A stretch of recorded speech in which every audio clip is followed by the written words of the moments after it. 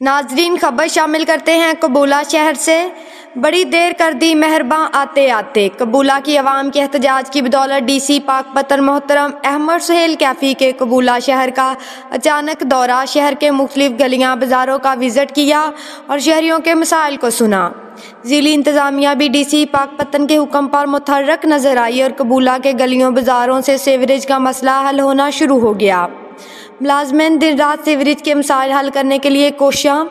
DC Pakpattan ने हर अदारा के ज़िम्मेदार को अपनी ज़िम्मेदारी निभाने और शहरियों को इनके हकूक़ देने का हुक्म सादर फरमा दिया, जिस पर कबूला की आवाम ने डीसी पाकपतन मोहतरम अहमद सुहेल कैफी का शुक्रिया अदा किया और कहा, आज तक हमारी परेशानी किसी ने नहीं सुनी। दौरा करने और शहर को साफ़ सुथरा करने के अहकाम जारी करने पर कबूला इलाका की आवाम ऐसे फर्ज शनास अफसर को सलाम भी पेश करती है और शुक्रिया अदा करती है। हाफिज़ मोहम्मद आज़म, तहसील रिपोर्टर, JN न्यूज़, आरफ वाला।